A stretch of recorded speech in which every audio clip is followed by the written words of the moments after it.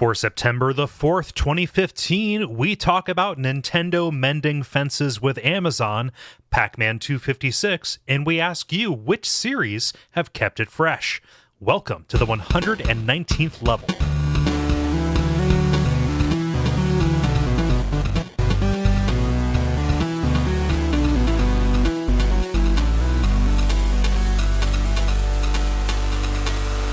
My name is Cole Ross. I'm Dennis Furia. I'm David Maismith. And I'm Jala Prendez. And you're listening to The Level. It's a podcast for people who love video games. Ben was not able to join us. However, Jala, you were so gracious as to step in and fill in the gap, which our fans are going to love. Thank you, Jala.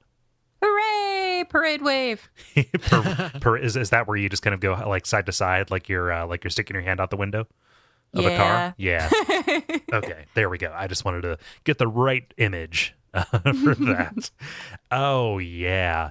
Does anybody have any anecdotes over the past like a week or so?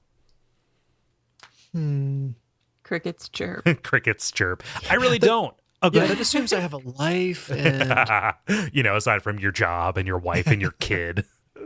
Oh yeah, those are all right, I guess. Look at me. You just get going home to your palace. Yeah. No, you have a lovely family. No, I've got. I'm gonna. Sorry, just the way you said that. Well, I'm going to be going to an Adam Warrock concert, which, if you don't know who he is, he does rap music that is based on games and such like. And he's going to be playing here in Houston, actually at I have some friends who run a comic store that also have a large event space and have all different kinds of events there, including like little markets and concerts and stuff. So he's going to actually be there. So I'm going to be doing that on the 18th. So it's not quite yet, but I just got my ticket more recently. Nice. I've got so the Eagles of Death Metal are playing at a venue that is like a 5-minute walk from my house at the 20th Century Theater here in Oakley. And so I'm really excited about that. The problem is they're playing on a Tuesday night, which means I probably won't be on that episode. What date is that again? Because it might not be a problem. What's that? What date is that? That is the 22nd. Ah, yes, then it is not a problem. I will be on vacation, so we'll just have a very natural... A natural lull in the week. conversation. Yeah. Okay, cool. Huh.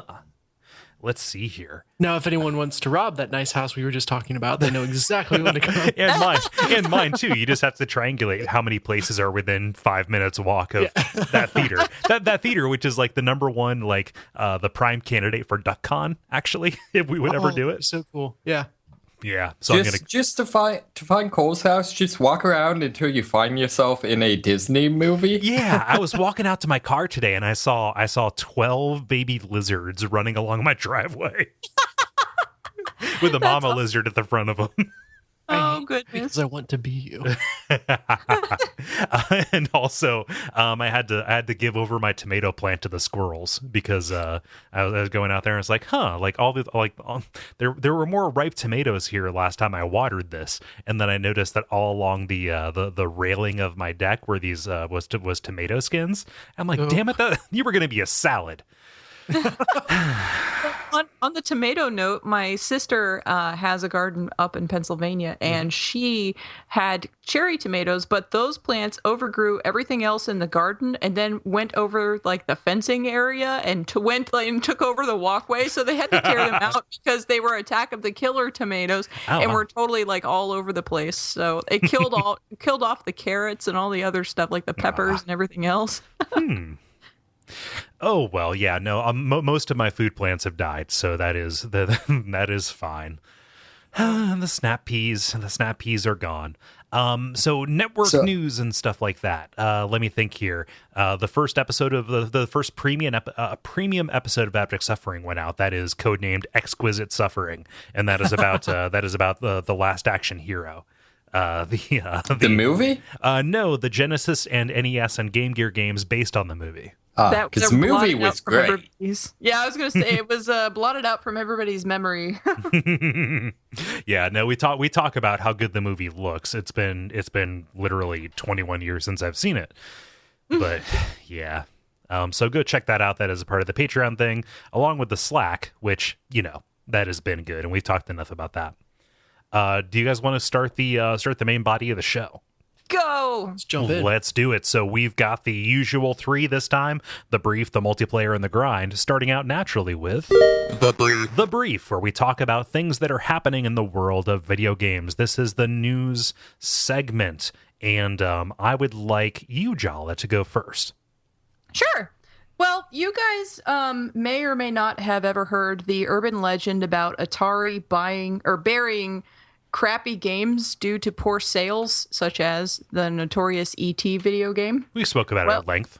Yeah, well, so that was actually true. Last year, they had dug up 881 games 200 miles south of Albuquerque, New Mexico. They dug too deep. They dug too deep. Yeah. Catch a lot of fish. Well, even though it was already found last year and there was a documentary recorded about it and everything, they've been kind of selling off all those games to collectors, including museums and things like that, with the highest price being paid of $1,535 for, yes, E.T. And so other titles that were found in that heap were Asteroids, Missile Command, Warlords, Defender, Star Raiders, Sword Quest, Phoenix, Centipede, and Super Breakout. Which one of the Sword Quests? Was it Earthworld or Waterworld or Fireworld? I need to know. Well, you'll just have to go find, that place in the desert and start digging, Cole. Maybe you'll find some more, because I don't know. But they were sold to various people in 14 different countries. Really, it's just a matter of totaling up that all of these things together, now that I think they're all done selling them, totaled over $100,000. So that was a good find for whoever dug that up. Do we know where the proceeds are going? Like, is this because that was a big effort, right? Like, that was a bunch of people were involved in that. Wasn't that kickstarted? It was a documentary, I know, like that. Yeah. Yeah, I know it was a documentary. I have no idea where the money went to, if it was just, hey, we're all going to split the funds, or if it actually got donated. I have no clue. Yeah. So, but that was just a neato thing. And just like the fact that that's how much they paid for the, for the highest selling game. And, this is what was actually in there. Because I had heard about it, but I didn't know all the details. So I had just seen something about that. That's it. Nice. I'm going to do mine real quick because it's going to be quite brief. So Capcom has announced in the lead up to the Tokyo Game Show that there will be a Western release for Ace Attorney 6. These are the Phoenix Wright games. The series has kind of, ever since the first three, been really just kind of on the bubble for Western releases. They only released Dual Destinies in digital form on the 3DS. Just because they were not sure it was going to sell. And apparently it sold well enough to make this new one a reality, although it is still uncertain whether we're going to get the weird versions that have come out recently, such as the one that is set in medieval Japan, as this. What? Yeah, no, it's here is the attorney that Phoenix Wright is descended from, and it's literally set in medieval Japan. I'd be curious about that because I want to see different cultures and stuff. That's pretty cool. See, but at least according to legend, samurai had the right to just chop peasant people in half. Yeah, and that trial will be really short. It's going to be a super short game, David. But it's be pretty fun to watch. Objection! Decapitate it. Yeah. It'd basically be Phoenix Wright meets Teen Girl Squad. But, Yes. But and then there's also it's Phoenix Wright versus Sherlock Holmes, which might be kind of fun. I don't know. Mm-hmm. Well, they've got Phoenix Wright versus Professor Layton. Yeah. I talked about that towards the beginning of the year, and that was good. Yeah, so I can't go wrong with Sherlock Holmes. Yeah. So I don't know if we're ever going to get those. We're going to hear more about this at TGS, which I'm excited about TGS because, God damn it, they better talk about the Bloodborne expansion. Otherwise, Bonfireside Chat is fucked. Yeah. But yeah, that's me. David, how about you? Sure. Actually, this mine's gonna kind of mutate here in a bit, but apparently you can now buy Nintendo games, digital Nintendo games through Amazon. Yeah. So I just think that's kind of cool. Are you buying like a code or what? Yeah, effectively you are. Yep. Okay. But it's the same way if you were going to buy like a PSN game over Amazon. right. Over Amazon, if you didn't want to give any of these kind of console holders your credit card information, you could just buy the codes with your Amazon account and then enter that in manually. Yeah, if for some reason you trust, Nintendo or Sony or whatever less than a company that, is known for just being kind of psychopathic to its employees. Yeah, But anyways, so yeah, I do think there is like some, like tie-in type thing where, it assists you in inputting the codes to your account or something like that, but it's mainly you're buying a code. Yeah. Which to a certain degree, I don't quite get why this is like a new thing, because what stopped Amazon in the past from purchasing a bunch of codes and selling them to people? I mean, Amazon, I presume that Amazon wanted to stay on the good side of Nintendo. Well, and vice versa, right? Well, and then that's the And mutated. also you can't just buy codes from Nintendo. Usually their eShops, in the past have been you just buy this and it's directly associated with your account. You can't really do any gifting because Nintendo does not internet. Oh, okay, good point. It's a fad. Like electric guitar. Yes, like electric guitar. No, but you say that, but then the story this mutated to is this article I was reading then linked to a admittedly Kotaku article that apparently since 2012 you haven't been able to buy Nintendo consoles on Amazon.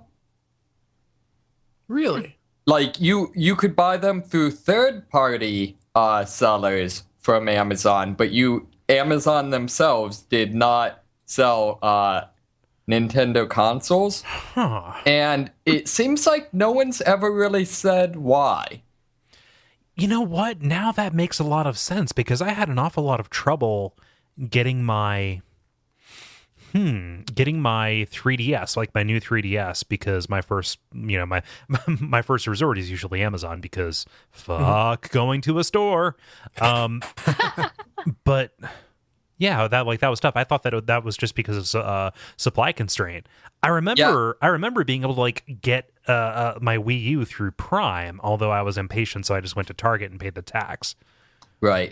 Well, for one thing, you now have to pay the tax anyways. Well, yeah, because of Ohio, which is it's not bullshit. I should just be okay with paying my tax. However, Screw that. That does That's bullshit. that does change the calculus of what I go to Amazon for. Yeah, although this is now the podcast about Amazon, I'm kind of okay with it because it used to be that if you wanted 2-day shipping, that was free with Prime. But if you want 1-day shipping, it's full price. Whereas now, if you want 1-day shipping, you pay, but it's subsidized. I thought it was always like $4 for like 1-day shipping, which I was usually fine paying. Oh, is that? See, anytime I looked, it was always more. But I recently decided to order a steel bar on Amazon because. Oh yeah, you were talking about this. Yeah, because. What the hell? Yeah.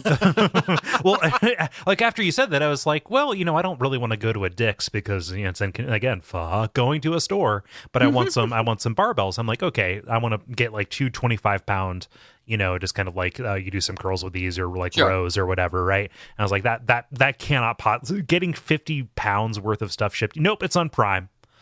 Yeah. Yeah, no, that's honestly, I don't quite understand how they do it, because specifically that thing, like getting weight equipment and stuff, like I've done that through Amazon. It's like, the shipping you just had me not pay is what, nearly half of my Prime membership? Mm-hmm. No, like you can get like TVs and stuff on Prime. It's crazy. Yeah, I think this episode is brought to you by. I should actually because you can do like Prime bounties through the affiliate stuff. I should probably put that link on there. Sure. Continue.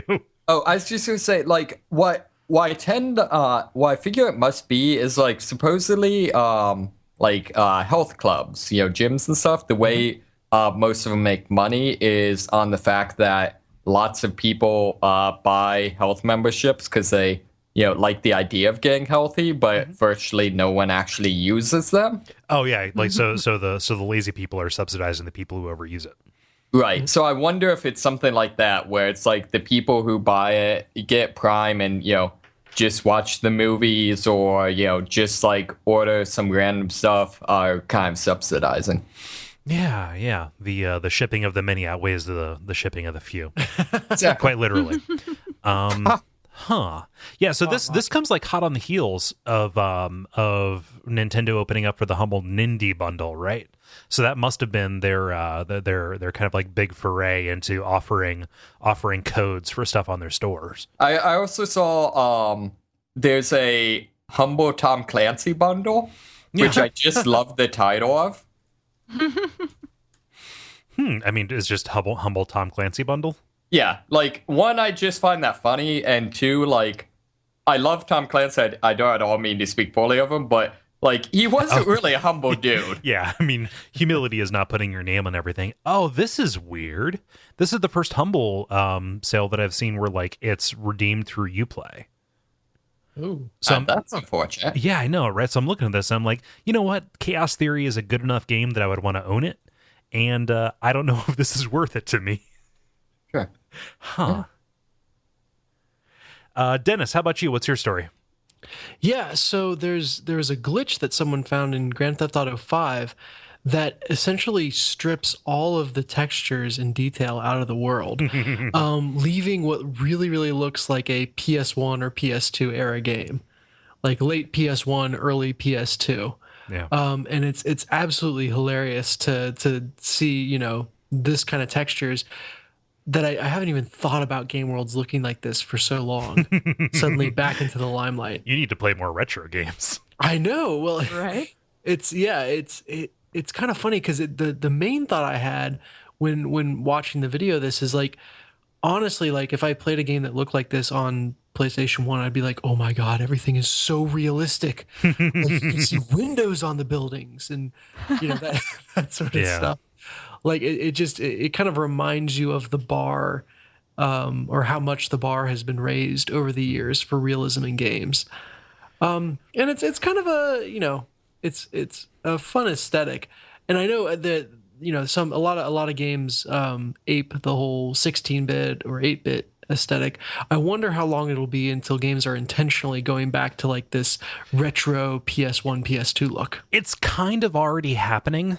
Like the whole let's do flat shaded like garage shading on low poly models. Like that's mostly what Kentucky Route Zero is. Okay, I was about to say. Yep. I was about to say I pulled up these images and they all just look like Kentucky Route Zero. Yeah. That was going to be my comment as soon as you had finished. But like the Magic Circle is another kind of like first person exploration game that kind of does that. Like here is a game that was like started development in the late 90s and kind of continued, and you're seeing stuff that is in like this developer art kind of phase. That's coming back into fashion, especially as like, Unity, from what I understand, I may be telling tales out of school here, and I fully recognize that, is better suited to doing 3D world kind of stuff than like 2D things.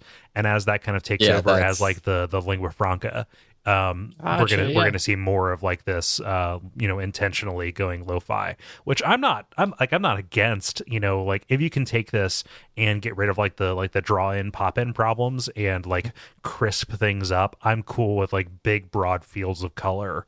What I don't like is the weird limitations of the PlayStation 1 and N64, where like the flat paint, the flat plane in front of you just undulates because they can't actually like everything they were doing was a hack. Yeah, I also think it's it's just like modern pixel art games, even ones that are meant to imitate a certain look, almost never like actually do, actually look like real old pixel art games because, they put in improvements and modernizations and stuff like that. Although Shovel Knight is an exception to that rule, right? They did it so that it could actually they fudged it.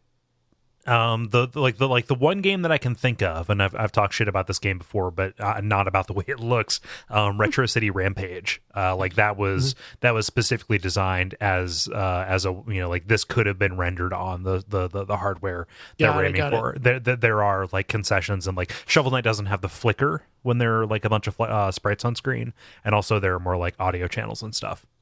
Got it. Okay. To your point, David, like, those games that are trying to ape that are trying to display the game as you remember it, not as it was. Right. It kind of reminds me of the SCA, it's what the medieval times as they should have been. I feel like that's kind of here where, like, I feel like that'll be the thing, is that there'll have to be this sort of era as it should have been, especially since there's a certain degree to which I feel like I'm going to talk about, like, good and bad art, and, like, obviously that's innately subjective, but I feel like there's a certain degree to which, like, the pixel art thing is in some ways kind of more innately artistic than some of the just, like, let's do 3D stuff, but just we had to use crappy computers, if that makes sense. That's more intentional, right?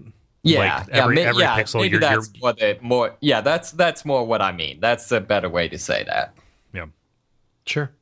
I'd be interested to see, like, as these different retro styles come into vogue, how much of a lag we're on in terms of, like, you've got your current cutting edge style and then the in vogue retro style. It's always 20 years.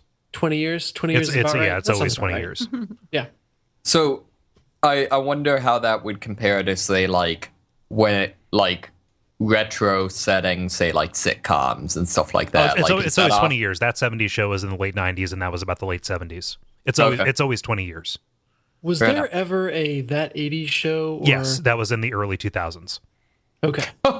didn't just I'm not fucking kidding you. Like, it is. No, I follow. It's not that I don't believe you. It's that I'm a little shocked how the degree to which you have these facts on lockdown.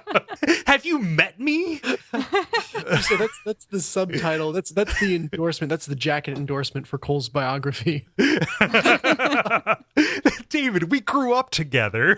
Like, we snuggleheads from old times, dog. Like, have you met me? Granted, okay. Okay. Well, it's one of those things when when I'm around Cole, I'm often shocked, but I'm never surprised. Multiplayer. Now it is time for the multiplayer, where we ask you a question, kind listeners, and you so kindly respond. Dennis, what is the question that we ask the nice people? Yeah, this question actually comes from Phil Holmes, so thank you, Phil. And he asked, what video game series does the best job of staying fresh and different even after several iterations? So yeah, this is a good question. This was inspired by the recent, and by recent I mean today, release of Metal Gear Solid 5, which is running on the TV in the room behind me. So understand that my presence is an act of love. I admire your willpower. You should just speak like Snake for the rest of the episode, just in honor of your of what is waiting for you when you are done. My Snake voice takes it out of me, actually. Aww, and I'm already feeling pretty gruff today. So well, you can be Sugarbone. You can be Sugarbone. That's fine. I suppose. No, also I haven't listened to enough of Kiefer Sutherland's Big Boss to know his most of my Snake is David Hayter's. Yeah. So you gotta definitely not. You're David. Outdated. No. We'll see though. We'll see. Wait. David Hayter is Napoleon Dynamite, right? No, that's John Hader. John Hader. Got it. Okay. Although that is now a thing in my brain. Yeah, that's what I was gonna say. You have just wrecked that. Oh my god. Yeah, no, there was a girl I was dating in high school who, like, we went to see Napoleon Dynamite. It was like my sophomore year or something like that. And we were talking afterward, and, you know, it was like her favorite movie. She'd seen it like 3 or 4 times, and then she let slip that I reminded her of Napoleon Dynamite, and that was just too much for me. Yeah, it's like, okay, well, nice knowing you. Later. You're very attractive, but that's like, if that thought's in your head, I don't know what to do. Oh, well. So yes, I will pick us up as soon as I get back to the tab here with Christopher Schlee, who writes Fallout.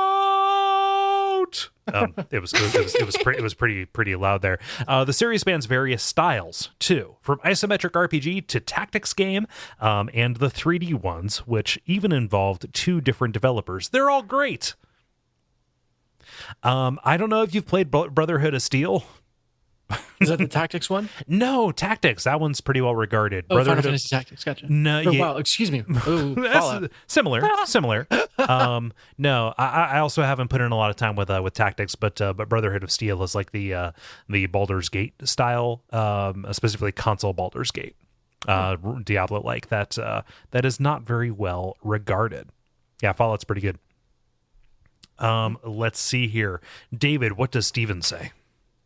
Steven says, it's difficult to not be lazy and just choose Metal Gear. So that's what I'll do. I completely approve. The arc of that sentence entertains me. Every game since Solid 1 has evolved the formula in some way. 2 let you hold up guards for the first time and added collectibles in the form of dog tags.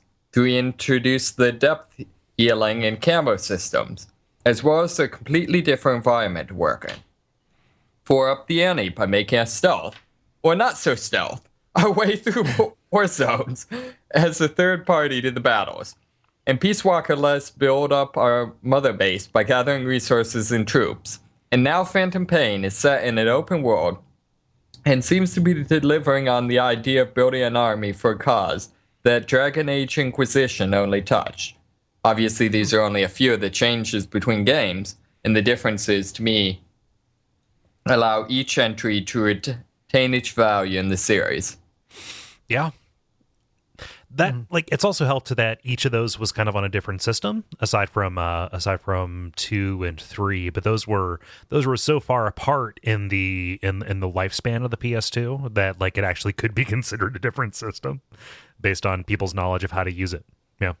Yeah. See, for me, I unfortunately can't say too much because I love Metal Gear, but I have not played 4. I have it sitting there, and I'm waiting to play it. It's in the queue, and obviously, I have not played Peace Walker either. So, that being the case, I can't really talk about that. But at the same time, by default, I don't have an answer to this question, so this would be about as close. This would be about as close as I would say, because I have faith that these games. Let's put it that way. I have faith that they are good, even though I haven't played all of them yet. Yeah, just because of how relevant they've remained to the conversation. Yeah.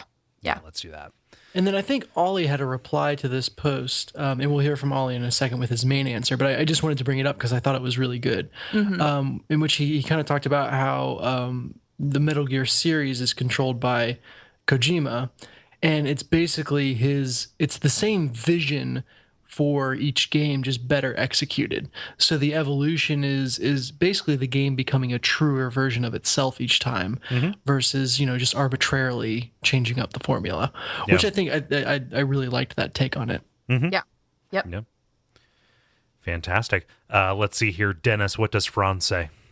Yeah, Franz says the System or BioShock series. From sci-fi RPG to survival horror to underwater shooter to underwater escort quest to story-based roller coaster simulator in the sky.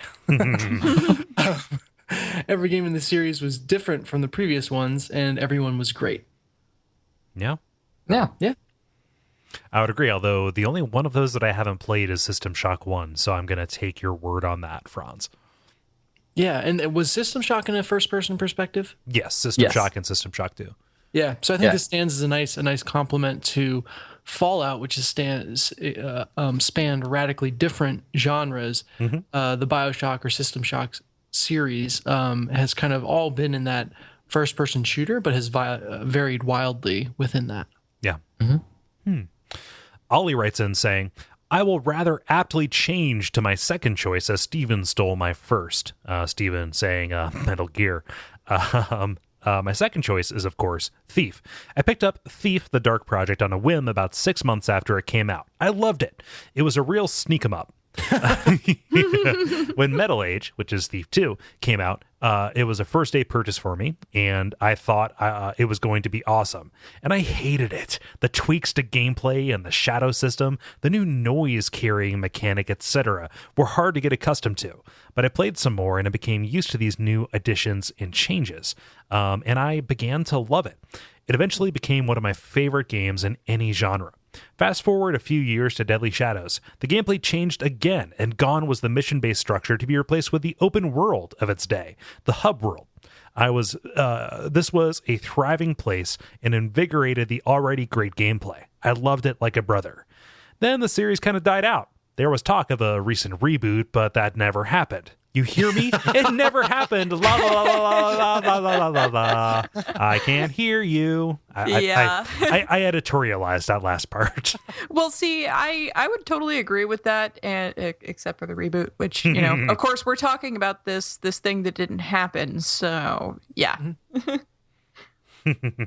Does it seem to me like a number of a number of series that used to be very innovative have kind of died out recently? Yeah, I think that I don't know. Like, what do you define as recently? Since, say, like mid last console generation. I would say so, probably. I mean, like, a lot of Japanese developers didn't really get up to speed with their shits. Sure. Yeah. I think there's also a very natural culling process that happens every time you jump console generations. In that some of the mainstays from last generation kind of show up immediately on the new generation are just not very good at all. And kind of that spells out death for them.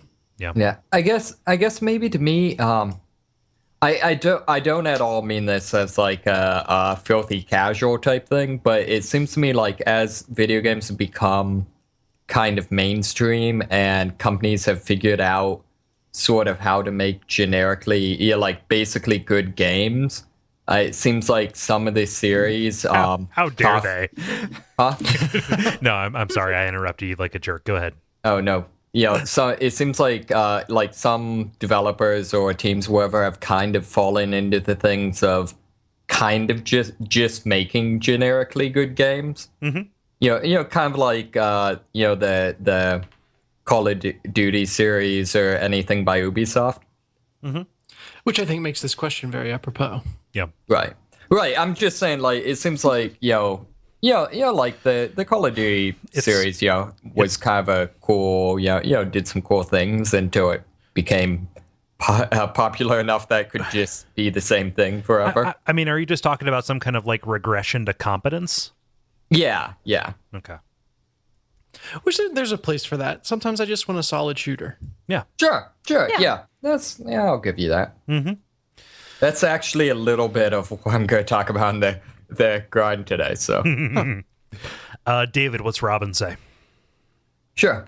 Robin Young says, from a gameplay perspective, the Final Fantasy series has done a fantastic job of trying something new with each iteration, even with direct sequels to the mainline entries.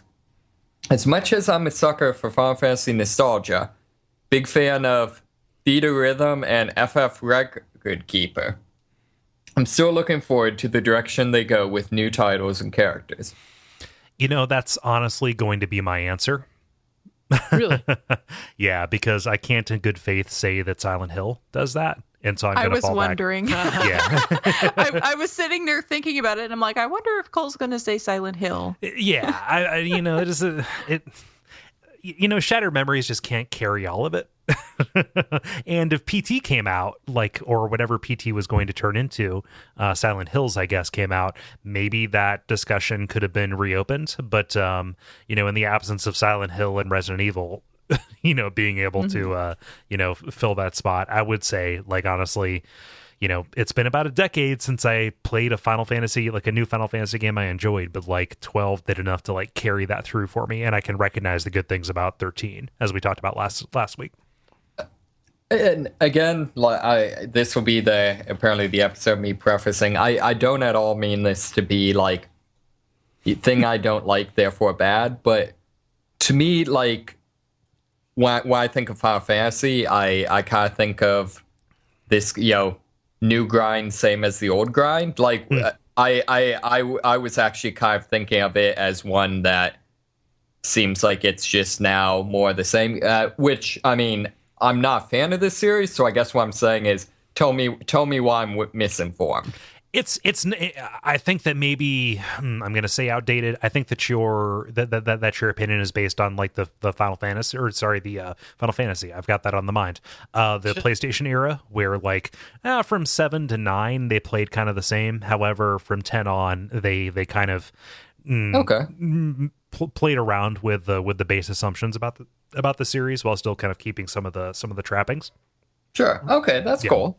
That's very cool. Yep. Let's see here. Jala, what does Phil say? Phil says, aside from the obvious Metal Gear Solid, I think that Nintendo has done wonderful things with the Mario series. With each new console, they change the mechanics just enough to be challenging while familiar, and are often some of the best games of their time. You can't argue with that. Yeah, I mean, we've already talked about how much we like Metal Gear, and it's running behind me. So I want you guys to know, just it's an act of love that I am here. I might have heard this before. Dennis, what does Sean say? Sean, you missed one. Oh, did I? Oh, David. Dennis, what does David say? David, you knew what you did. Time for Sean. No, David says Elder Scrolls has done a good job in constantly expanding in scope and content while staying true to its roots and still feeling like an Elder Scrolls game. Bonus props to Skyrim for scrapping the old horrible stat leveling system. See, Yes. I kind of agree and kind of don't. Like, Skyrim, for me, content-wise, got less interesting, although the gameplay mechanics themselves were a lot more fun.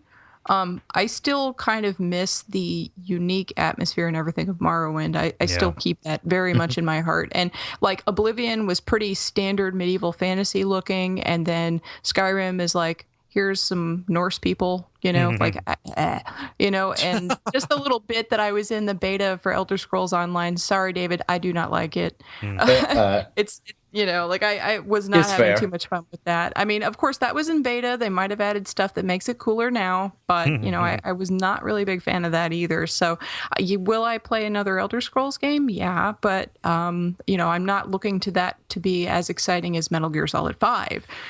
Yeah. So yeah, it's let me just pour some salt on the wound, Cole. God, it's behind me, and I want you guys to know that me even being here is an act of love. No. Are you just like a town NPC? Am I standing too close to make you just trigger?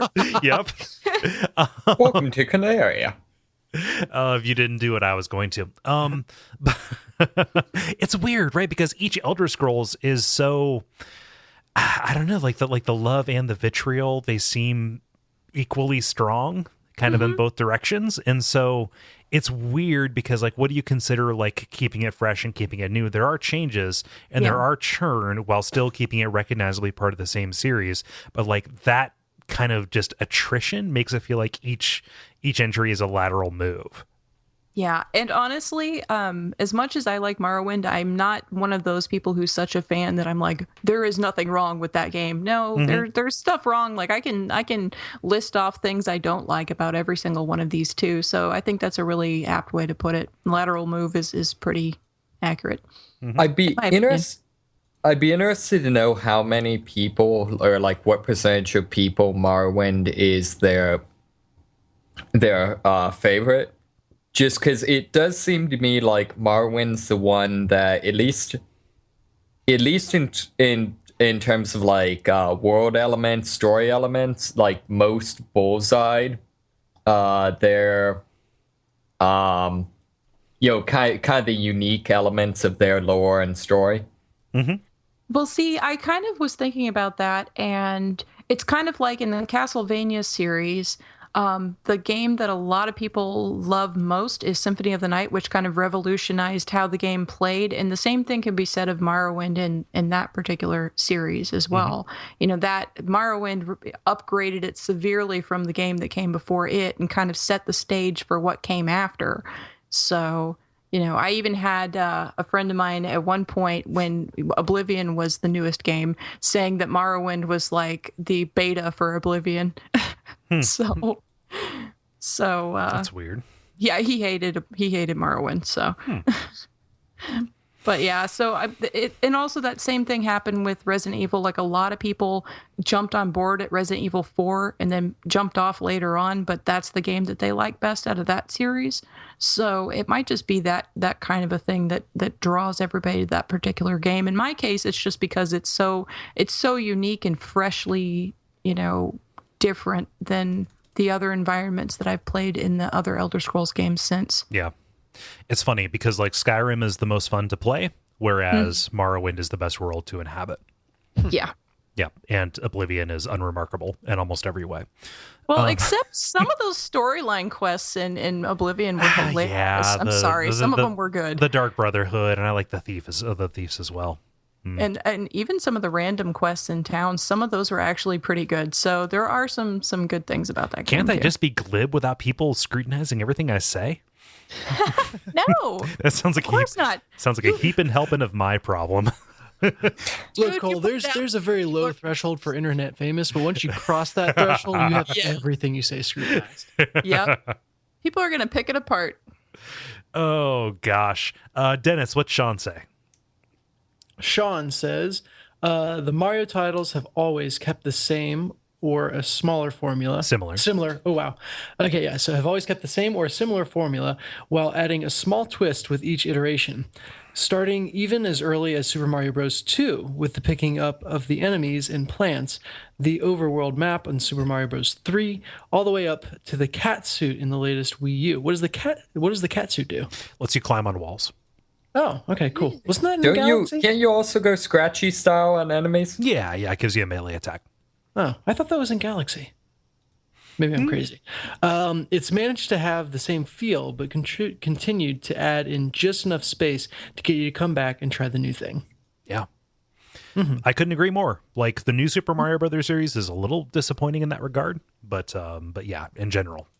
See, I would say my one, I agree with this definitely. My one disappointment though is it doesn't seem like they've retained kind of the classic Super Mario. You know, it doesn't seem like they make those anymore. Super Mario Maker is coming out in a week. I was waiting for it. Good point. Oh, and then it's just infinite Mario. Oh, it's all the Mario you could ever want. Like, what is the sequel? Mario's upon Mario's all the way down. It's an embarrassment of Mario's. Oh my god.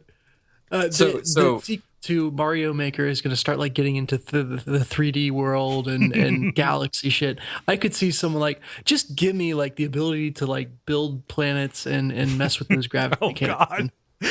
Dennis, I am rock hard. Oh yeah, it's exciting times for Mario. Anyway, Josh writes in saying, Ultima was also pretty good about keeping the series fresh. Of course, they had the advantage of dramatic leaps in graphics and hardware between most games. That's a whole era, right? Like, are we considering games that just kind of petered out before the modern times? I think so. I think we'll accept it. Yeah. See, my game will have petered out, so. See, I love it for me, like, Ultima was completely gone, you know, completely lost its, this is too judgmental, but like kind of its relevance, so you know what I mean. By the time I even thought about starting playing video games. Yeah. So to me, like, the Ultima series is like this legendary series to me that like is vaguely referenced and spoken of, but I don't know. It's worth like getting the GOG copy of Ultima 4. I think it might be free, but you're right. Like by the time we came up, David, like Ultima had gone off to the pasture of Memorpiga. Right. And Ultima Online was like the only way that existed. So when I think of Ultima, it's usually, Lord British being ganked by some trolls. Right. And I don't mean that as a negative statement. If anything, I actually mean it as a positive one. It's just funny to me that there's this like, it's like this Indiana Jones-esque where there's this entire past like thing that was really important to people that, I don't know. Yeah. Let's see here. David, what does Danny say? He says, even though I'm horrible at it, I have to say I feel like StarCraft has kept itself pretty damn fresh, despite being an RTS. The series kept some of the same elements around, sure, but I'd say it's hardly samey between the two games and the expansions.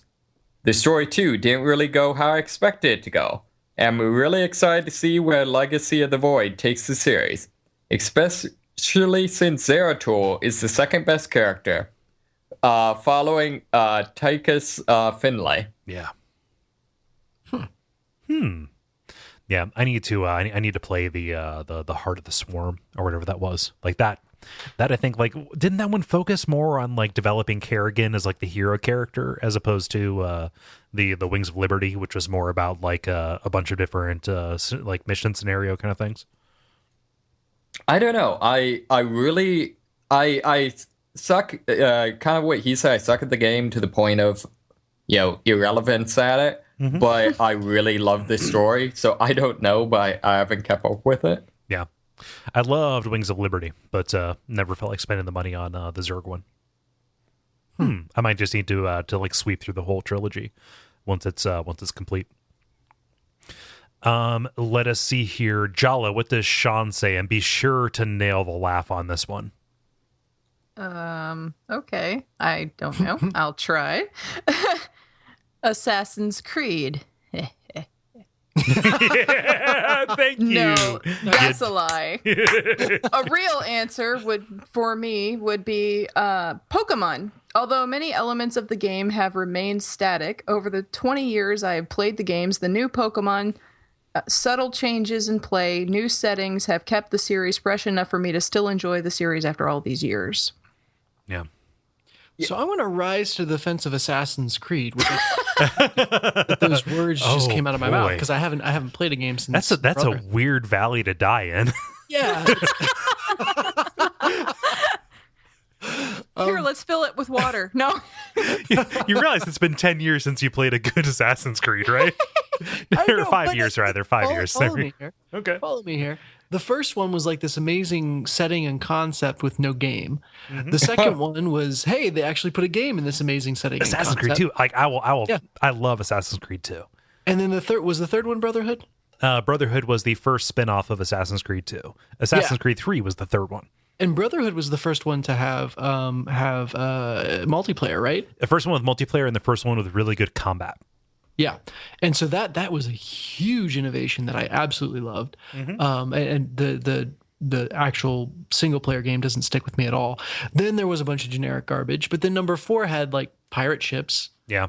And are we on 5 yet? It's all kind of jumbled together. I thought 5 was pirate ships. Five would have been Unity. 5 would have been Unity. Okay. I love it. The thing that has improved in the game is that it has pirate ships. To be fair, pirate ships is kind of like the Trump card. Not the Donald Trump card. But. Yeah, see, that's the thing. Now with him in politics, you say Trump card, and I just see his face and just hear things. and then you just punch in a direction. Right? And now I need a new monitor. Where's my drink? Let's see here. We've hit our time, so Dennis, I'm going to have you conclude us with Sam. Sam Bear, who has been a huge contributor to the Guild Wars 2 guild, Yep. which we'll talk about in a second. So his name will probably come up again. But Sam says, I will buy a new Mario Kart every console generation until the day I die. I just imagine like a dude with like a leather jacket, like Mario Kart to the grave.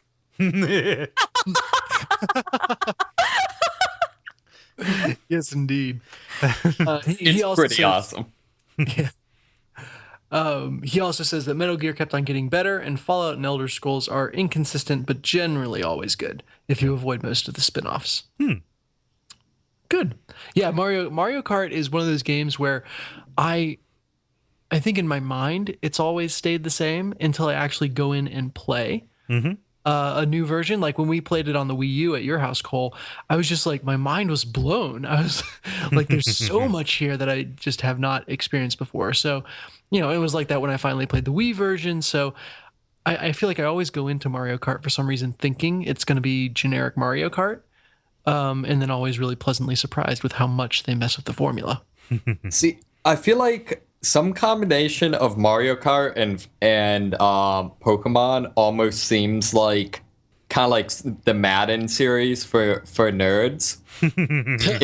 in as much as like, at least on paper, theoretically, it's like, I've already bought this like 5 times. But you've got to have it. I mean, there's no scenario where you're not going to have it. Even a broken series is right 2 times a decade. Yeah. I'm going to patent that. Nobody say that anymore. So I've said mine, Final Fantasy. And Jala, you said yours, Metal Gear Solid. I'm going to be curious to hear, what's yours, David? This is actually kind of tough for me because I like actually I kind of said earlier, I started playing video games seriously fairly late, so I basically missed all of like Super Nintendo, PlayStation 1 and 2, and it seems like a lot of the Solid series, those platforms are very central to them being Solid, if that makes sense. I guess I would say for like more of a truly in the spirit of the question, I'd have to say like the Zelda series. Sure.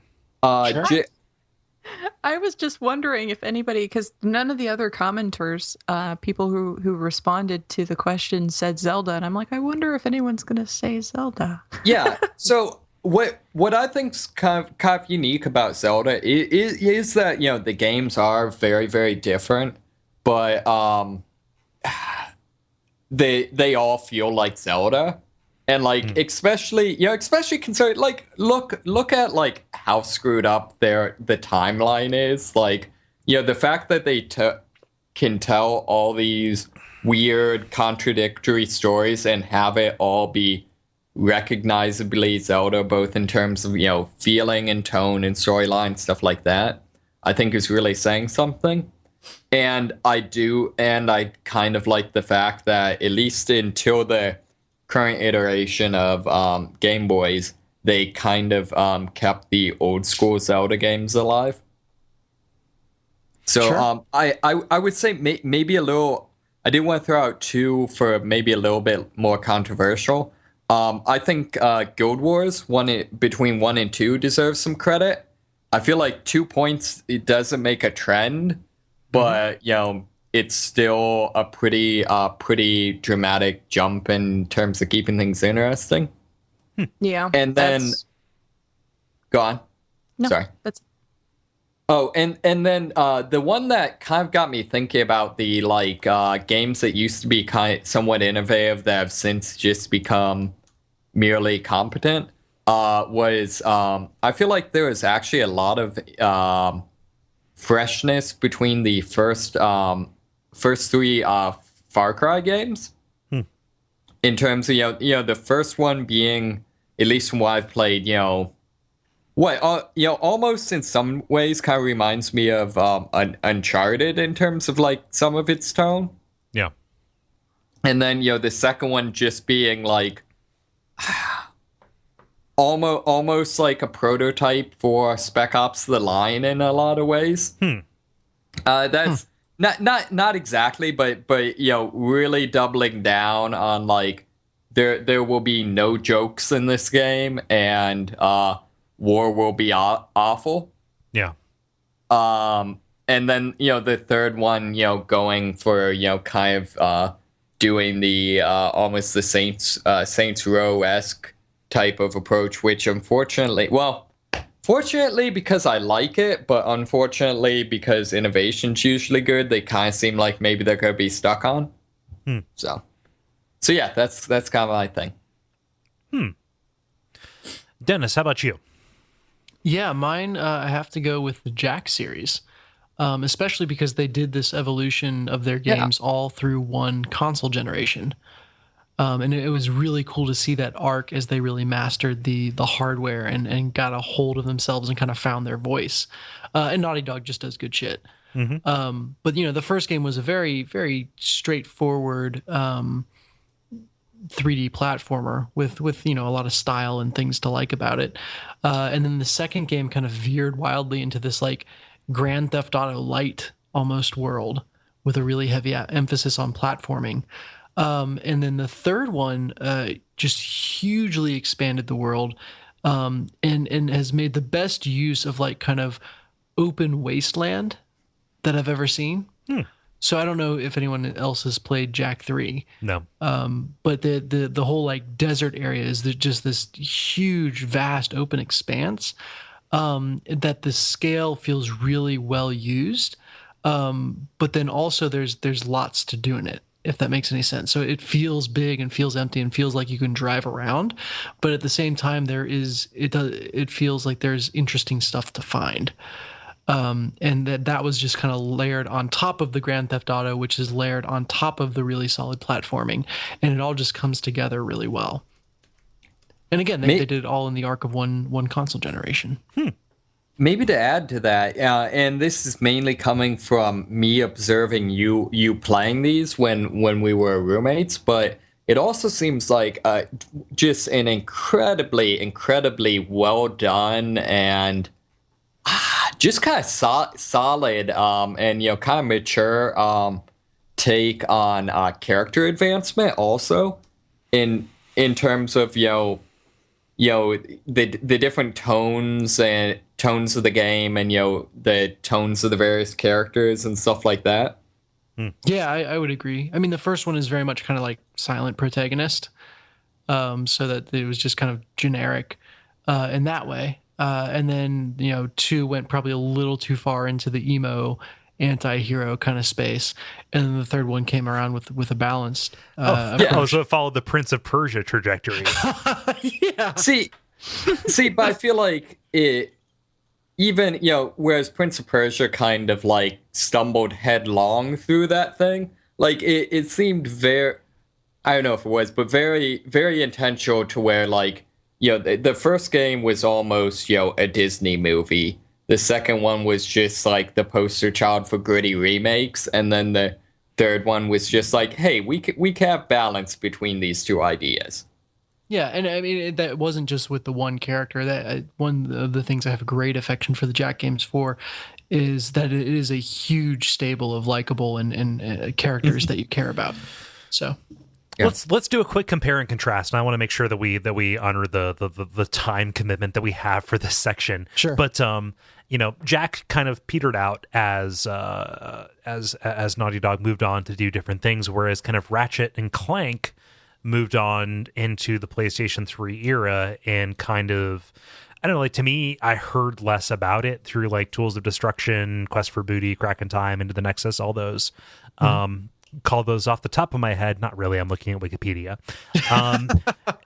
And so do you think that like because Jack was kind of constrained to just those, just the PS2, except for Daxter, which was the PSP, but also came out on PS2, so it still kind of counts. And Jack X Combat Racing, hello, which I will vouch for as a good game. You have before.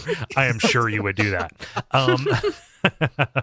But does that kind of speak to it? Like, just did they? Because they knew when to quit, did that make sure they always stayed fresh? Because that's a question that came up. does it have to be still running to be considered still fresh? Yeah, they said their piece and then they sat down. Yeah, they Costanza'd it. They jerk stored it. Sure, yeah. But in Ratchet and Clank, I mean, I have a lot of affection for the All for One game in that series, which is a great multiplayer experience, great couch co-op. Other than that, everything else was kind of mental Teflon for me. It doesn't stick. And I own a couple of those games. And I even think about like they had Full Frontal Assault, which was like a MOBA-ish type of game. It's weird, right? And I have no idea where that one went. Huh. Yeah, so it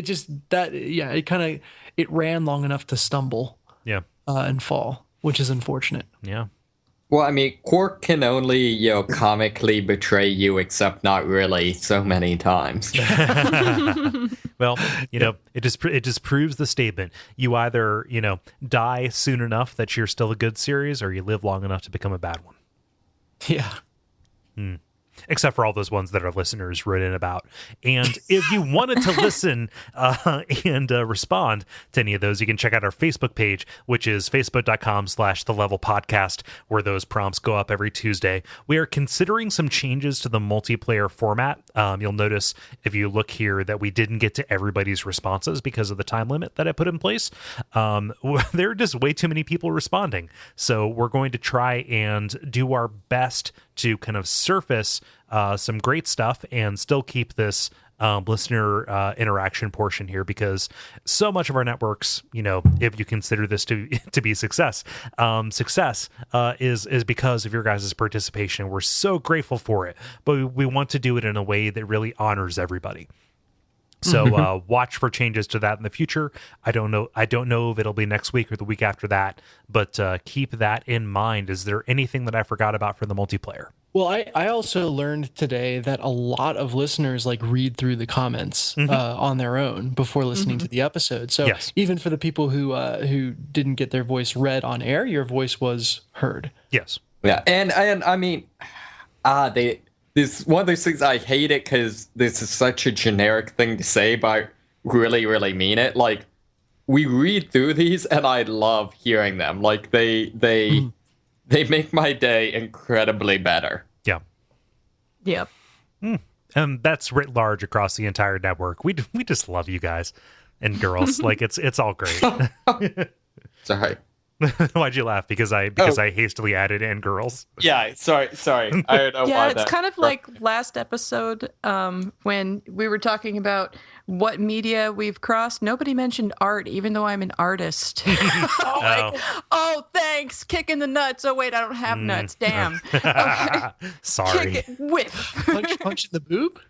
Yes. Well, we're going to have to move on from this as quick as possible.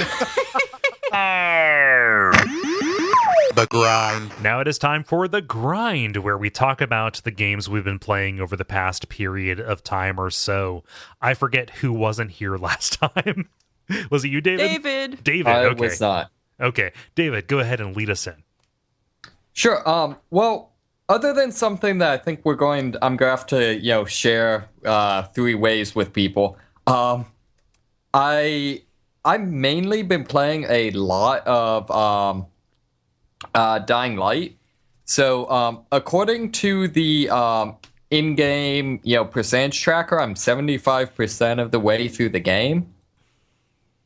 But it seems to be going pretty quickly, so I'm hoping to finish up soon and move on to getting on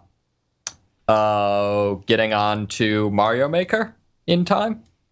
But so far I'm pretty much enjoying it. It's kind of weird because it's very blatantly Dead Island 2. Okay. Like the plot is exactly the same as the original Dead Island. And it's not, it's, I don't know, it's weird, but the story actually kind of works. And that was your main complaint about the mainline Dead Island series, right? That and the characters not being likable. Right, the characters not being likable and they're just not being story. I mean, sorry, I'm not gonna get into why I don't like Dead Island, but Yeah, we've been there before. yeah, just the story and the way they told it didn't work.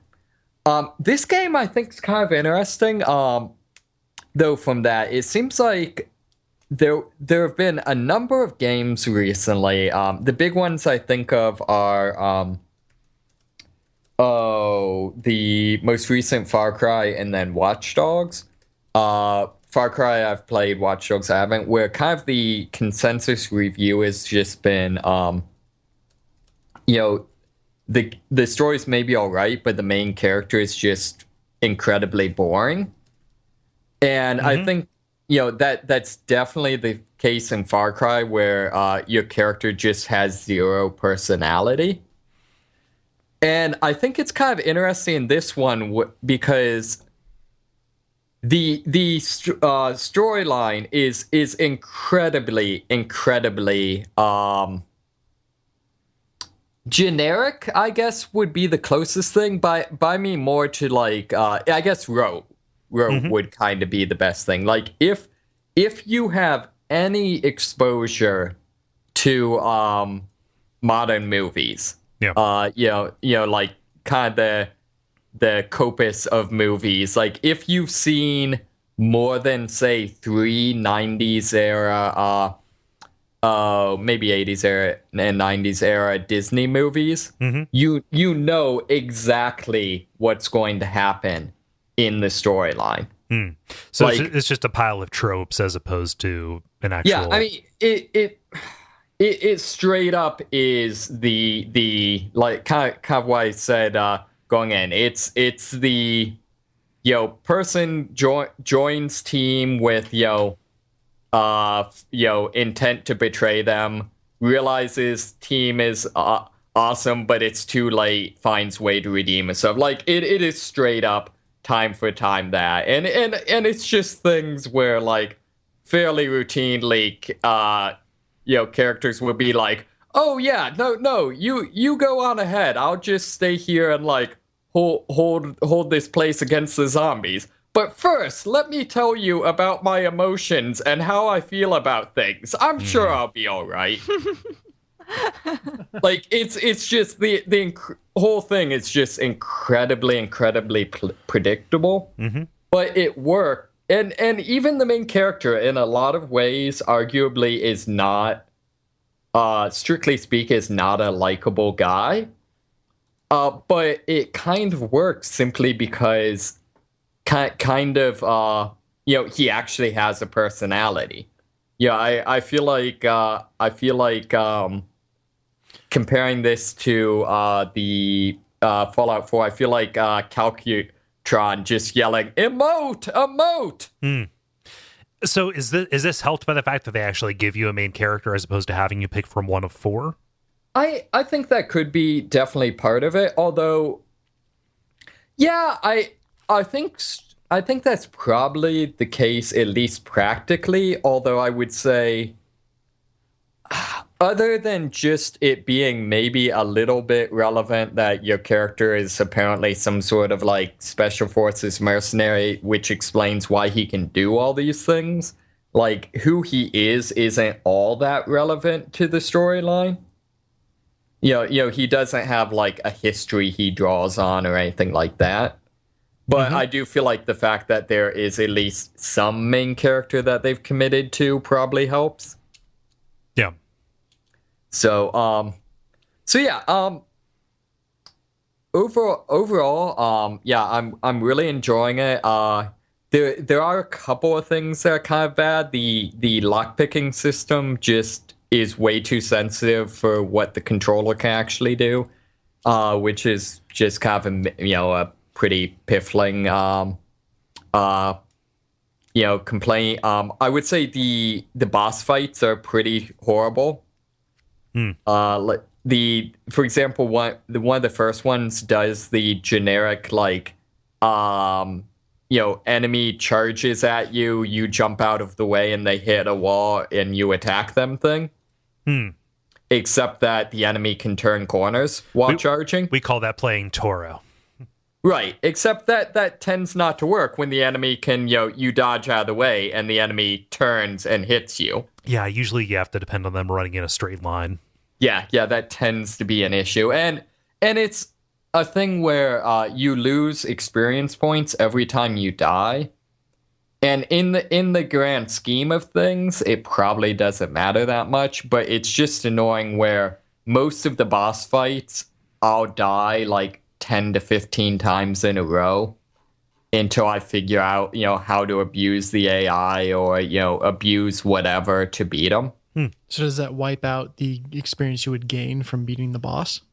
Yes. On the other hand, going out at night and surviving, which depending on how cheap you want to be, can just be as much as like finding an isolated place of geometry and sitting there, will generally give you about the same amount of experience as maybe about half as much experience as the main story quest.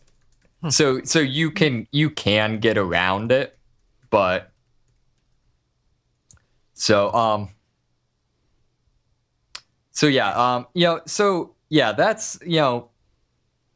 kind of kind of a thing. So the only other thing I'd say that's kind of cool that I kind of like is in kind of the relatively recent discussions of like depiction of women in games. I feel like Jade, who's kind of your the main other character that matters in the story, is a very overtly strong, compelling character, and that's kind of nice. She has one of my favorite fight scenes in any game I've played. It's just all around a badass. So that's pretty cool too. Nice. Any other thoughts on Dying Light before you talk about? I guess you guys are going to kind of gang the Guild Wars 2 talk. Yes, we're gonna get in the guild, party up, and I suppose, and I'll just be over here, I guess. I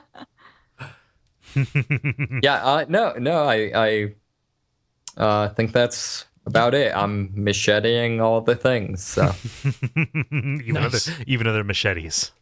Yes, even the machete. No, I'm combining and crafting machetes into machetes to make super machetes. As you do. Yeah, so tell me the developments in Guild Wars 2. Well, I will just say one thing, and then I'll turn it loose for mostly Dennis to say his thoughts since he's new. I've got fresh eyes. Well, I'd seen the post, the announcement about it, but I wasn't going to comment on it until Dennis tweeted about it to me. But Guild Wars 2 now has a free-to-play option. It has some limitations to it that you do not have if you buy the full game. You can only have 2 characters. You have to be level 35, I think, to get into the hub city of Lion's Arch. And you have limitations and restrictions on what you can do insofar as the in-game economy. So, the new free-to-play players don't wreck it. Yeah. But what it has enabled is for everybody in the world to play as much as they want. You can go through the whole game. There isn't a level cap. There isn't a restriction on what areas, other than, of course, they do have an expansion coming out. So, they're trying to just generate interest in the game for the Heart of Thorns expansion that's coming out in October. They're going to be releasing a new class, that kind of thing. And so after Dennis tweeted about it, I tweeted, kind of generally to people who were, followers. And then I posted a mention about it in the Slack channel, the co-op channel. And then, bam, all these people started signing up for Guild Wars 2. And so I was like, okay, well, if you guys are going to jump in, I'll go ahead and make a guild. So we are the Duckfed. Listeners who play Guild Wars 2 or decide they want to try it because it is now free, you can most certainly message me. My character name is Jala Silverleaf. So you can message me or tweet me at Jala-chan. Let me know your contact info. I can get you in the guild and we're good to go. And I'll from there, I'll just leave it alone. Dennis, talk about your new experiences. Yeah. So, and you guys will have to tell me what's new for Guild Wars 2 versus what's, the same from 1 or any of that stuff. But the two things that stood out most to me in Guild Wars 2 kind of eschewed the normal MMO tropes that I would have expected. The first one comes from questing structure. So instead of really, I mean, there are to some extent, there is a quest line for your character. But everything else in the world, instead of having to like find a quest giver and make sure everyone in your party has the same quest and like get all, lined up from a housekeeping standpoint, you just get together anywhere in the world that you want and interesting stuff will happen around you. And every so often, just a big orange circle will show up on your map saying, "Hey, something interesting is happening here," and you and anyone else who's interested can run over and check it out and try to help, which is really really cool because it makes it easy to play with other people. Again, I haven't dipped into an MMO for, God, probably close to half a decade. But that was really, really nice and made it feel really friendly to a group of people playing together. So the downtime just trying to organize and get people all to the same place and with the same quest is completely gone. And I really appreciated that. The other thing that I really liked was that instead of your traditional skill trees where typically I'm the type of person who needs to spend 4 hours researching skill trees and endgame and planning out my character before I even start.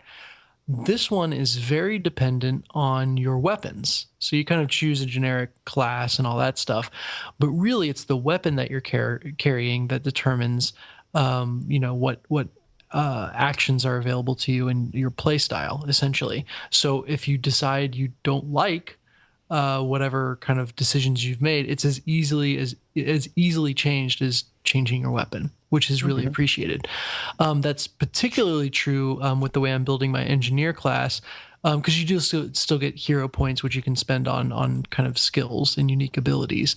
But I'm upgrading kind of this tree of kit skills, I'll call it.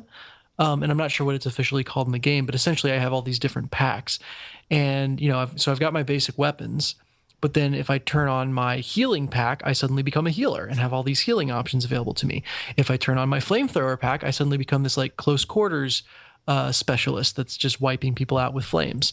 And that level of versatility on top of, just needing your weapon to change your actions is really, really good. It feels really nice. And even just in the span of one combat, I start out using my ranged weapons and then I jump over to my flamethrower as I close in, and then I see, so-and-so from my party could use some healing. So I turn that on, and it just all feels very dynamic and light, I guess is what I would call it. I'm sorry to interrupt, but No. because I play an elementalist, I am a caster class, and I can move and use magic at the same time. I can cast spells and move around, and that being able to dodge, being able to constantly be on the move throughout the entire game. Since one of my big shticks is that I love mobility, the fact that I am able to move and do all this stuff makes a big difference to me, and that makes it fresh for me because I can jump, I can dodge, I can move around as I'm casting stuff. I can cast stuff while I'm running, so that makes a difference. And also, they don't have a healer class. Everybody has healing skills, and the whole concept is so that way everybody can be independently capable of running through areas without being like, oh, I don't have a tank, I don't have a healer, blah, blah, blah. So trying to do away with that kind of, age-old party structure, at least to a certain extent. So, sorry, continue. No, I think that's a great kind of summation of it is Guild Wars 2 is just an MMO that's light on its feet.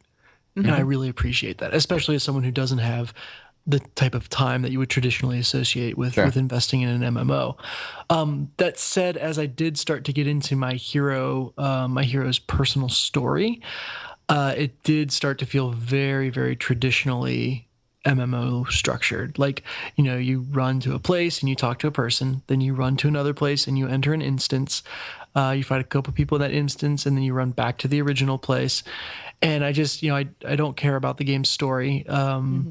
so it's hard to get invested there, and you're doing very generic MMO things in the main quest for your character. So I could see myself just having way more fun focusing almost entirely on the random world events and party stuff. And definitely the personal story, in my opinion, is probably their weakest link. It starts out being very diverse depending upon the way you answer the questions when you first build your character, and depending upon your race and all that other stuff and what class you are, it changes up a little bit about the story. But then after a certain point, all of those stories merge together and they're all the exact same story. And so later on, when you get to a high enough level, you will eventually get to where I'm at in my personal story at level 70. Like I'm a level 80, but I never got to beat the level 70 personal story. So whenever there's enough people that level, I can finish it up. So, you'll eventually get to the same spot I'm at, and all of our stories will merge. And what that really does, at least in my opinion, is it just basically sets up the world, like the situation in the world. Some of the later missions are actually really cool. Like the main concept in here is that there is this undead kingdom of Ur where there is a giant dragon that has resurrected all of these people from the sunken kingdom. And there is a point in the personal story later on where you actually go into Ur, and it's neat. It is really neat. So there are parts that are cool, but it's not every part of it. There's a lot of it that I think is where it falls short. It's kind of catering a little bit too much to that same normal MMO, storyline thing. Although Sure. the dynamics of the gameplay itself as you're running around the world are really fun. And things that we haven't had a chance to do yet are dungeons, because you have to be at least level 30 to get into a dungeon. Or the Fractals of the Mist, which is another kind of dungeon type thing, but it's randomized rather than the storyline dungeons.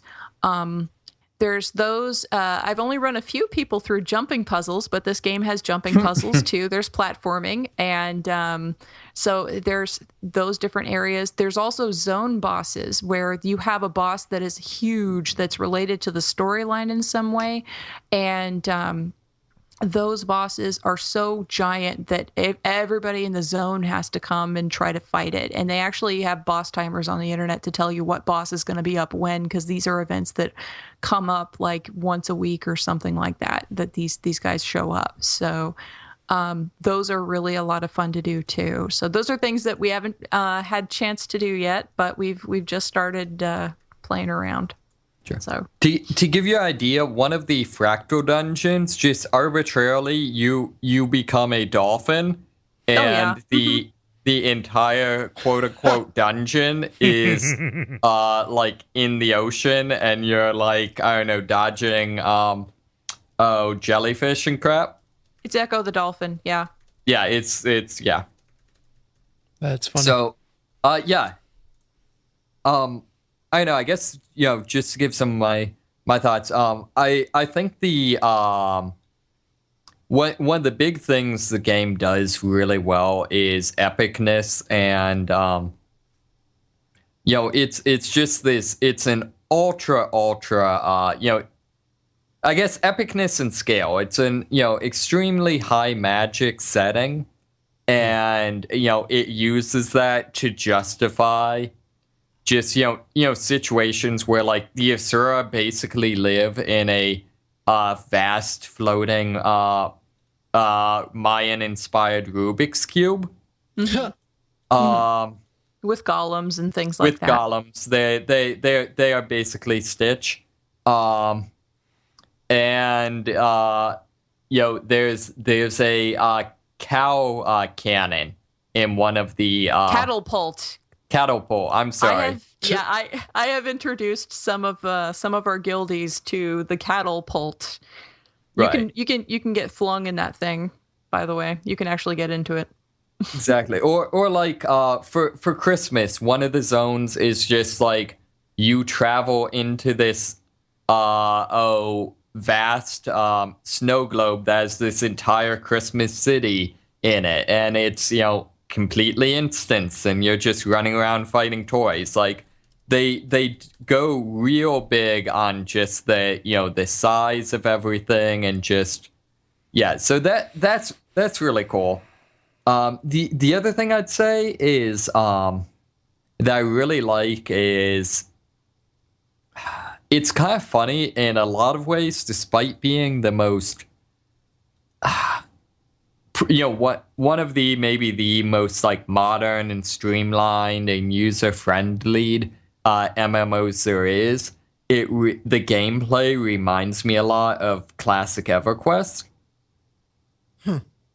And I think part of that is because, a lot of, at least to me, a lot of the feel of the original EverQuest was the fact that, there's virtually no hand-holding, and it was, very much designed to be just this, simulation of a world as opposed to being, kind of hand-holding your way through a story. As opposed to actually being something that is fun to play.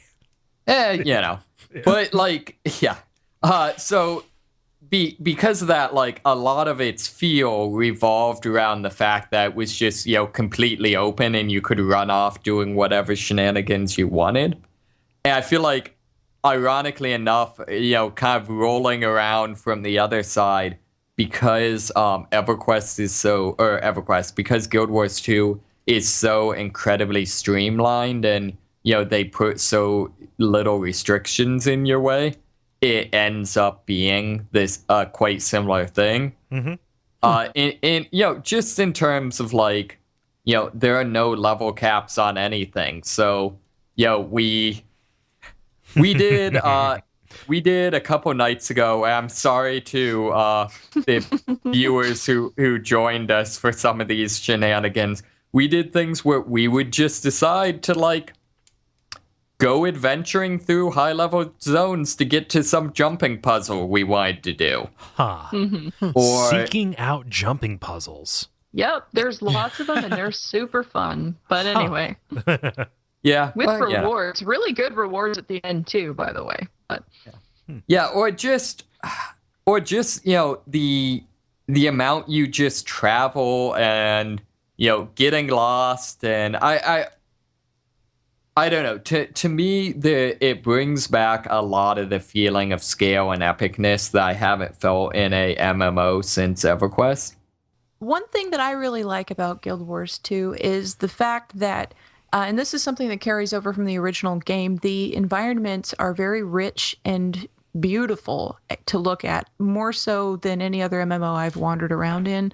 And not only that, but every single one of the racial cities, like the Asura lands and the Char and the Sylvari, are very, very different. So you go into the Sylvari land and it's this crazy, overgrown garden of magic and stuff. And then you go to Asura land and then you've got, the Magitech stuff and golems and things like that. And then you go to Charlands and you see Mad Max steampunky giant tanks and stuff like that just everywhere, and all kinds of neato interesting stuff. And then the human city is more traditional looking, and actually humans in this game are very faith driven, and they're also dying out, which makes them actually kind of interesting to play because they're on the way out of the door. And their gods have left them, and they are just struggling to find meaning at this point because they're almost dead. And so this makes them kind of interesting as well, insofar as this is the first game that I actually like playing a human in. Usually humans are pretty boring, but in this one they're neat in their own unique way. So overall, I like the fact that the different areas have such vastly different feelings. You go through Nornland and it's winter wonderland, Norse/Native American type, place. And then suddenly you're in Charland and it's completely different. And that in and of itself is interesting to me because the world seems, I guess, more richly developed than I've seen in a while. And at least insofar as I'm concerned, it's more interesting than a lot of environments that I've come across in games in recent times. So, but I do want to give out some shout outs about some of the stuff that we've done in the guild. Yes. So one thing that we've been doing, like I said before, jumping puzzles. I've done jumping puzzles with Chase, Robin, Sam, David, Dennis, and Tama at different times. One of the jumping puzzles that David, unfortunately, you were not a part of was there's one that's basically an ode to Indiana Jones. It is in one of the starter areas, actually the char area. And there's like fire traps and spike traps and falling rocks and all different kinds of stuff. And it's actually a really tough one. And, we did that one. And that was actually the first one we did. And it was probably the hardest one. But we also, Chase, Robin, Tama, and I went and fought a champion level area boss while in an area that was higher than any of their level. And we beat it along with help from other people in the area, but we still beat it and got a really good reward. So they've been racking up some good gear and stuff like that. And so a lot of which they can't use yet because they're not high enough level, but they'll get there. Most eventually. of it for me has been like your character just can't use this. No, yeah, like you do get that, but that's the advantage of being in a guild where you can swap equipment. Like as soon as I can build it, once we acquire enough influence, which is gained by partying with people in your guild, logging in, that kind of thing. Like drinking? Yeah, totally. Like there are areas of the game where there are drinking parties, and you can totally just go there. In the original Guild Wars, you could drink so much that you got sick, and then the screen went all wobbly, and then started your character randomly wandered around and puked and stuff. I think I've said this, but the drunkenness mechanic from the original EverQuest is one of the things I miss most. Yep. That's great. But once I get enough influence, I'll be able to open up a guild bank, which means that all of that stuff you can't use, you can dump in there, and then everybody can dump their stuff in there, and we can swap around equipment so you can get something that's more usable for your profession or whatever you want. So sure. Kind of on a similar note, we're about to, or we actually might have since now, finished researching to get a guild emblem, right? Yep. That should have been up about an hour ago, I think, by the timer. Right. So I guess we should probably, say, we're gonna need some input from people on, what we should do as the emblem. There are unfortunately, no overt ducks. However, there are a number of Covert entertaining. ducks. Of entertainingly epic birds I feel like would be hilarious. Or there's also a moa head, which moas are in this game are basically Chocobos. They're chocobos. Like it's to the point where I find it hilarious, and I'm assuming this isn't intentional. If you play as a hunter or a ranger effectively, you can tame every color of chocobo except yellow. Yeah. Or rather, every color of moa except yellow. Yeah. Huh. So, if people wanted to join this, how would they go about doing it? I said that right at the top. You can message me in game. You can actually shoot me a mail. You can actually send messages in game, like email. You can send me an email. If I'm online, you can whisper me. If not, you can get on Twitter at Jalachan and shoot me a message there. In-game name is Jala Silverleaf, and we are the Duckfed. Nice. Not to mean the Duck Federal Reserve. That's completely different. If that was true, we wouldn't need influence. Patreon or influencer. To go to Guild. Yes, it is the economy of ducks. So we dedicated a lot of time to Guild Wars 2. I'm going to kind of do like ask for a speed round of anything else we've been playing, starting with you, Dennis. Yeah, more Heroes of the Storm. I played in a party for the first time, so joined up with Jonathan. And I think what happens is if you're playing in a party, that bumps you up to playing, like it groups you with other people who are playing in parties, which means that we just got destroyed in a way that I've had moderate success with solo play. But I think it's like, oh, you work as a team, do you? Well, here's other people who do that, and it was not good. So it was still a lot of fun to play, even though we lost 4 times in a row. Which that's a pretty good compliment for the game. But yeah, it's almost to the level where I'd kind of think twice before I grouped up again, just because I'm so intimidated. So I can't prove that's what it does, but it seemed that way. It would make some sense, right? Like that could just be like a confirmation bias or availability heuristic, but yeah. So I need a mode that's like, hey, you're in a party, but you really have no idea what the hell you're doing. Yeah. Can I group with people, or can I play against other people like that? Yep. Well, can you not play against the computer? You can play against AI opponents, but where's the fun in that? Well, in MOBAs, that is, I don't want to lose every single game mode. Like that's kind of fairly par for the course, or at least from what I've seen. And I think it does allow you to level up, or at least track your stats when you're playing versus the computer. So it's not too far out of the realm of possibility. But yeah, that's the only other thing I've been playing. Cool. Yeah, I'm happy that you're not falling completely down that hole, although the fact that you are jumping into an MMO is also concerning. This is a lot of things that I just thought were beyond me gaming wise that are popping up. So, Jala, how about you? Any miscellaneous errata? Usually. In this case, I have also been playing a little bit of a game called Back to Bed. It is on iOS, Android, PS3, PS4, and also the Vita. It is a puzzle game that is based on / inspired by the works of Escher, Magritte, and Dali.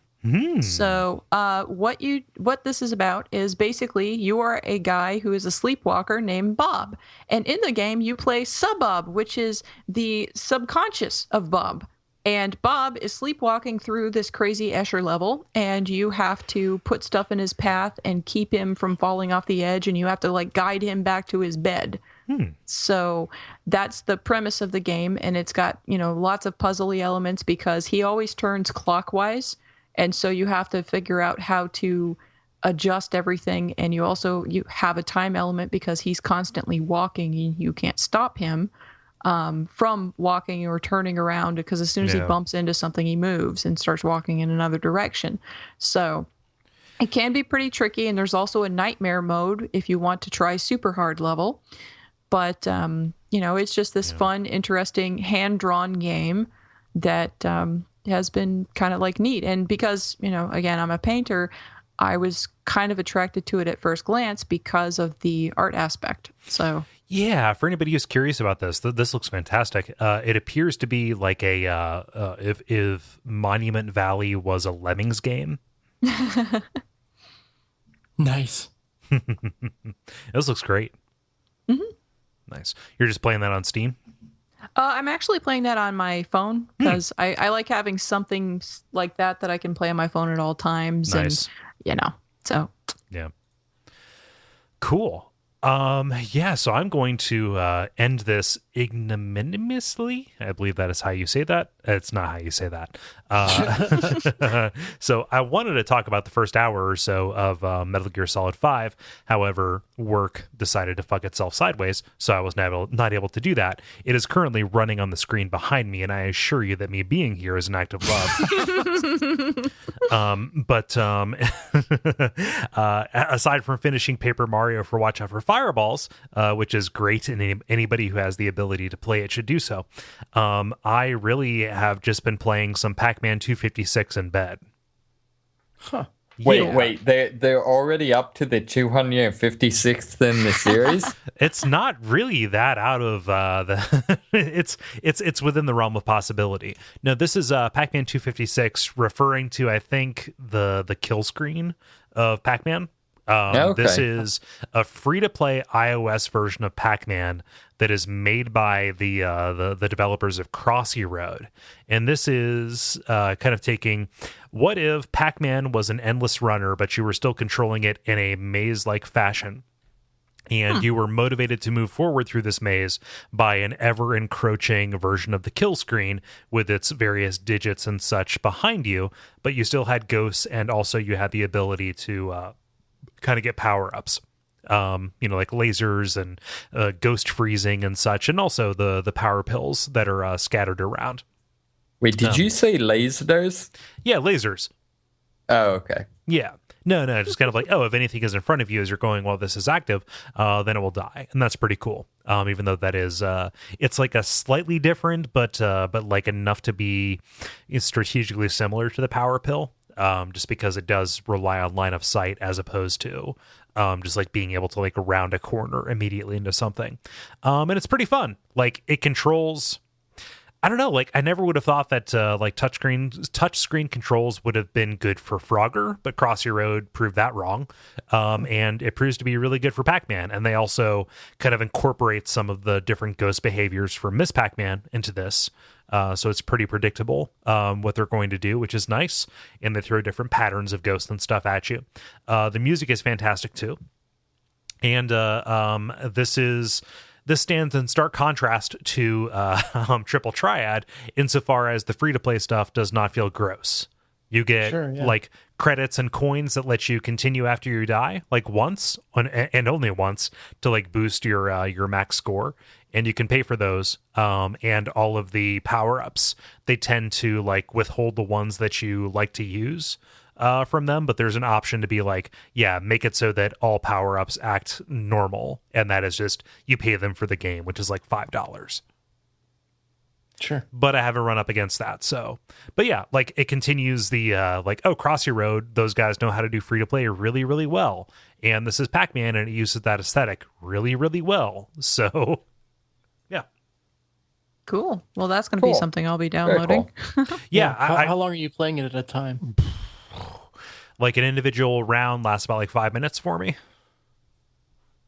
Yeah, okay. Yeah. So you have to pay attention to it. The better you are, the longer it's going to last. So I don't know if that is accurate for everybody, but that's about where I'm at. But yeah, I'll play a couple rounds before I go to bed. Okay, very cool. Yeah. Pac Man 256. Do you all want to button it up? Buttons. Let us. The credit.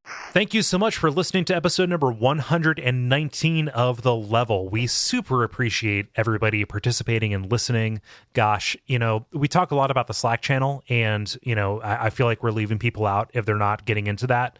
But that has just reminded me of kind of just how awesome this community is as a whole. I am super grateful every day that this is like a thing, and you guys are not just paying attention, but like helping each other out and playing games with each other, and I don't know, just being great.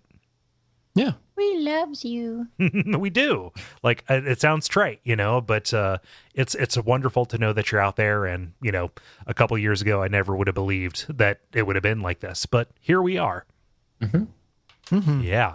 Go. Before you continue, what about the rest of those codes? Do you want to mention them? Yes, go ahead. I'm going to let you do this because I have done poorly.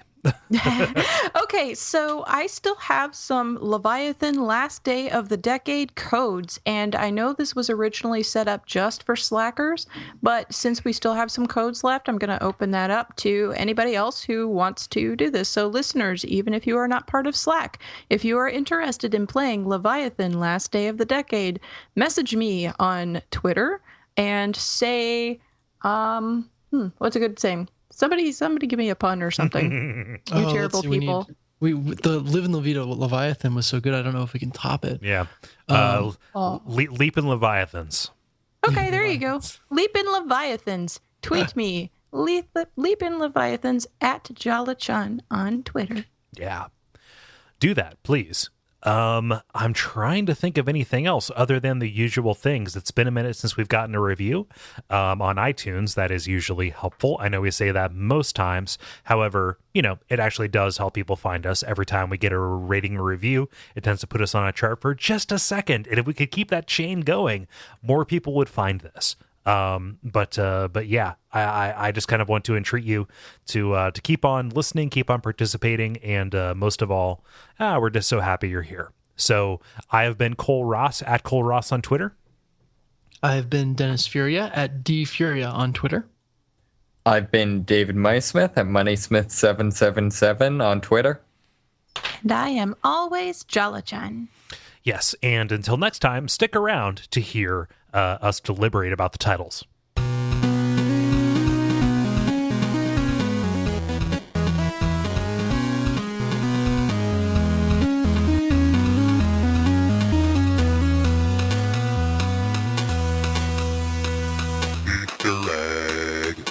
I like that until next time has just become perfunctory to like stick around and wait.